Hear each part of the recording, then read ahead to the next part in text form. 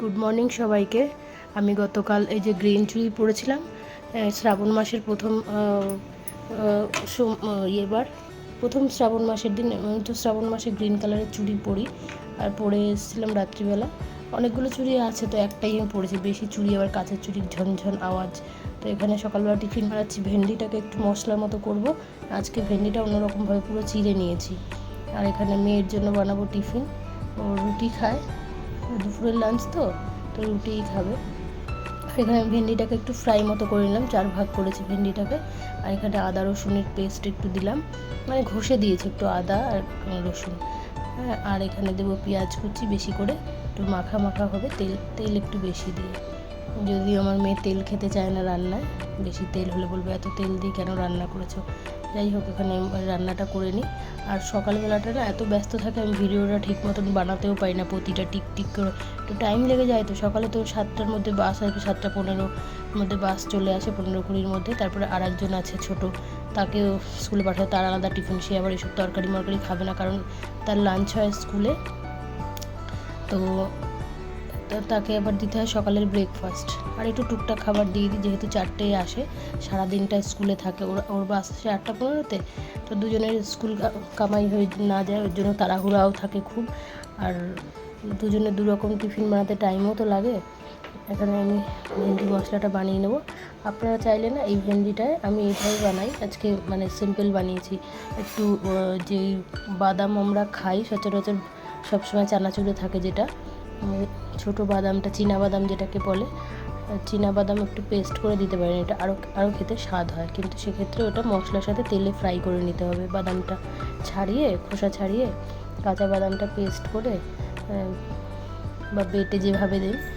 টমেটোটা দিতে ভুলে গেছিলাম, এটা দিলাম। এখানে একটু বেশি করে টমেটো দিলে ভালো হয়, আমি কম দিয়েছি কারণ টমেটো এখন 100 টাকা কেজি।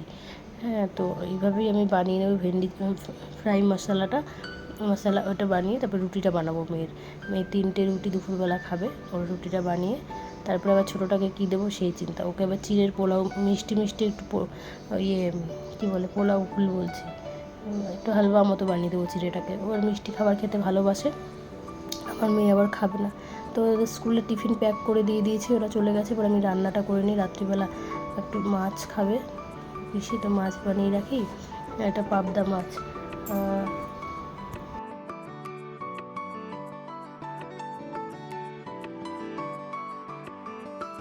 সব বাটা দেবো, জিরে, আর একটু দেবো হচ্ছে দু থেকে 3 কোয়া রসুন দেবো। এটা খেতে অন্যরকম লাগে। পেঁয়াজও দেওয়া যায় আর শুধুও করা যায়, এটা আমি পোস্ত দিয়ে মাখা করি, কিন্তু আজকে পোস্ত দেবো না। আজকে একজন আছে, সে আবার ঝালমাল খেতে পারে না, তেল মশলা কম। হ্যাঁ, বেশি তেল মশলা খেলে তার আবার পেট ছাড়ে তিনি। যাই হোক, এইভাবেই রান্নাটা আমি করে নেবো আজকে। পোস্তটা তো খাওয়া হয়েছে কদিন, এর আগেও মাছ এনেছিলো, পোস্ত দিয়ে খেয়েছি। আর এবারে আমি পোস্ত ছাড়াই বানাচ্ছি, আর আদা রসুন দিয়ে পাতলা ঝোল বানিয়ে দেবো। আর কি রান্না করব দেখা যাক। মশলাটা খুব সুন্দর কালার এসছে। আর এখানে না আমি একটা জিনিস দিই, সেটা হচ্ছে, এটা আবার আমার শ্বশুরবাড়িতে অন্যরকম করে। ওরা আবার মশলাটাকে মাখিয়ে নেয় কাঁচা গায়ে, মশলাটা বেটে কাঁচা মাছের সাথে মাখিয়ে এপিট ওপিট 2 পিঠ ভাজে, বেশি ভাজে না। আমি যেমন বেশি ভাজি নিতে, মাছটা আগে ভেজে নেয়, ওরা মশলাটা মাখিয়ে নেয় গায়ে, আদা জিরে বাটা। তো এটা আমার বাপের বাড়িতে আমার মা এইভাবে করতো, আর পোস্ত দিয়ে করতো। আর একটা আমার মা করে পাবদা মাছ, শুধু টমেটো, কালো জিরে, কাঁচা লঙ্কা, আর কিছু দেয় না, পাতলা ঝোল। আদা জিরে দিলে না দিলে ওটা পাতলা ঝোল বানায়, খুব ভালো হয়। আদা না দিলেও জিরেটা দেয়। আর নামানোর সময় আমি ধনেপাতা দেবো। এটা পাতলা থাকবে না, গাঢ়ও থাকবে না, মিডিয়াম হবে, নামিয়ে দেবো। তো এটা খেতে খুব টেস্ট হয়।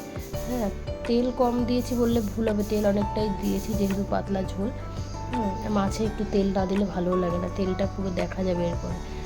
তেলটা কম দিয়েছি বললে, মানে সেই পরিমাণ দিইনি, ও একটু বেশিই তেল খায়, আমি তেল দিয়েছি, একটু কম দিয়েছি। যাই হোক, আমি এখানে মাছের ঝোলটা বানিয়ে নিয়েছি। তো স্নান করে আসলাম, খিদে পেয়েছে প্রচণ্ড, 2:30 বেজে গেছে। আজকে একটু লেট হয়ে গেছে। ঘরটা একটু পরিষ্কার করেছিলাম, রান্নাঘরটাও একটু পরিষ্কার করেছিলাম, ওই সেলফগুলো একটু মুছেছি। যাই হোক, ফ্রিজ পরিষ্কার করতে গিয়ে একটু লেটই হয়ে গেছে।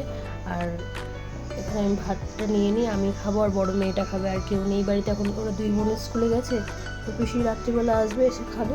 তো রাত্রিবেলা বেশি কিছু খায় না, যদিও রুটি খেয়ে নেয়, কিন্তু কদিন বাড়িতে ছিল না, যেহেতু অফিসের কাজে বাইরে গেছিলো, তো এসে একটু বাড়ির রান্না একটু হলে ভালো হয়। আমি কি রান্না করছি সব কিছু তো আর দেখাতে পারিনি, চলো ফ্রেন্ড তোমাদের সাথে শেয়ার করি। এই যে ভেন্ডি মশলা বানিয়েছিলাম, এখানে হচ্ছে করলা বানিয়েছি, কাঁচা কলার খোসা ছিল, আগের দিন কোফতা বানিয়েছিলাম, রেখে দিয়েছিলাম ফ্রিজে, ওটা বাটা করলাম, কালকে আবার শনিবার খাওয়া যাবে না, তো আজকেই করে নিলাম এগুলো। আর পেঁয়াজ রসুন দিয়ে যা করতে হবে, কাঁচা কলার খোসাটা বয়েল করা ছিল, তো ওটা আমি ঠান্ডা জলে ধুয়ে ওটাকে আমি কালো জিরে, কাঁচা লঙ্কা, রসুন একটু শুকনো খোলায় টেলে নিয়েছি, মানে একটু সুন্দর করে ওটাকে আমি একসাথে মিক্সিতে পেস্ট করেছি, একটু রসুন আর আদা দিয়ে। হ্যাঁ, এটা রসুনটা টেলে নিয়েছিলাম, আর দুপুরের খাবার এটা। দেখে ডাল বানিয়েছিলাম, অরহর ডাল।